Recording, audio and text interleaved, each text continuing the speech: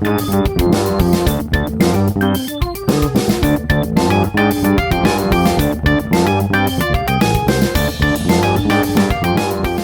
amigos do Super Poker, está começando mais uma temporada do nosso Análise Técnica, um programa que analisa as mãos do poker live para você assistir, para você aprender mais do poker aí com a gente. Eu sou o Vitão, quem está comigo novamente nessa temporada é o comentarista Vini Marques. Nakamura com ação.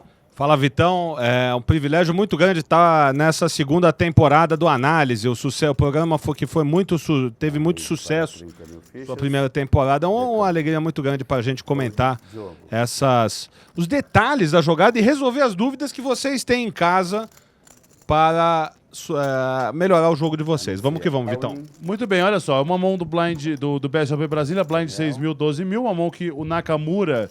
Ele dá raise no UTG e o jogador Diogo, ele vai ao win de 236 mil fichas, né, Vini? Quase 20 blinds aí. E esse é uma questão que eu vou querer discutir na mão. A mão pode parecer uma mão simples, mas a gente tem sempre que esmiuçar a mão aí, né? Então trazer novos elementos para análise e para ajudar na tomada de decisão do nosso público quando estiver jogando numa mesa, seja num home game, num torneio... live ou mesmo online, né? Perfeito, Vitão. Eu acho que é uma dúvida muito interessante você ter selecionado essa mão pelo fato de ser uma dúvida constante entre os jogadores para esse tipo de spot. A gente vai ver que está o Nakamura com a ação, né? Nakamura está com a ação, deu call. Inclusive, a hora que eles derem o showdown, vou pedir para o nosso Henrique Arato Neto, nosso diretor, parar a imagem. Nós temos o 10-10 do jogador... E Nakamura. Do jogador Diogo e Aze Rei do Nakamura. Né? Aparentemente, olhando pro showdown, não há nada a ser a mão joga. Olha só, sozinha. para. Isso. Vamos pedir pro Henrique parar. Parar aqui antes do flop, porque senão depois a gente pode... ficou meio João Kleber, né? Exatamente. Para. Aparentemente é uma mão que não requer muita análise técnica. E, na verdade, assim, tecnicamente, realmente, não há muito o que se analisar na mão. O jogador tem um pouco menos do que 20 blinds, o Nakamura tem aí mais de 300 mil fichas. São stacks aí mais ou menos parecidos, mas o Nakamura tem mais. A questão que eu quero colocar para você, Vini Marques, é a seguinte: o jogador recebeu 10-10, o Nakamura dá um raise, o TG ali, que deve ter sido na casa das 25 mil fichas, pelo que eu vi, ou 30 mil fichas, e o jogador vai all-in rápido e um all-in de 19 blinds. É bom esse all-in com par de 10 de 19 blinds? Olha, Vitão, é uma questão muito interessante. Antes de falar... E assim, se não for bom, que outro move o jogador poderia fazer? Foldar? Dar call? Dar uma tribet e Foldar, abraçar? Eventualmente, ou dar tribet e abraçar? E abraçar para forbet? O que você acha? Vamos lá, Vitão. Muito interessante o spot e essa mão que você selecionou pela seguinte questão, né? O 10-10... Quando a gente tem aí 19 big blinds e receber um raise do UTG, a primeira coisa que a gente tem que fazer é o seguinte: quando o jogador faz o raise de UTG, é você colocar esse jogador numa mão. Ou seja, o jogador... Num range de mãos. Num range de mãos. Ou seja, a gente vai precisar... Como ele está no começo da mesa, ele tende a ter um range mais restrito do que no final da mesa. Então, ele não abre tantas mãos com...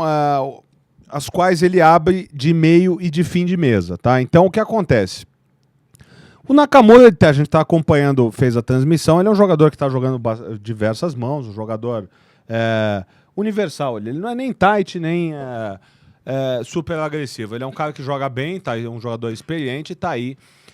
E aí, o que acontece? Aí, primeiro que você colocou ele num range mais forte, mas, por exemplo, ele abriria nesse tipo de mão, tipo par de 6 da vida. Ele abriria par de 6, abriria uns ases, ase 10 mais. A gente não está chegando à conclusão de dizer o que é o range exato do jogador. A gente está falando o que ele abriria naquela situação. Sem entrar no que é o certo de abrir do TG, porque aqui a ideia é de a gente analisar essa parada pensando como 10-10. Ou seja, você está em casa com 10-10 exatamente nessa dúvida.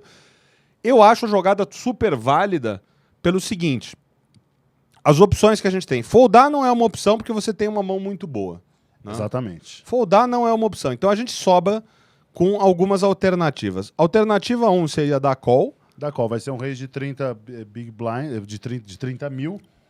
Ele vai ficar dando call, ele deu on de 236, Isso. ele vai ficar com 206 mil fichas para trás Então, para jogar o pós-flop. justamente. Então, o que acontece? Qual o problema do call? É bacana essa mão porque é muito instrutiva. Com o call, a gente não vai ter stack suficiente para fazer o valor do 10-10 que ele tem que ser. Se você for pegar essa mão no começo do torneio, o call do 10-10 é muito bom.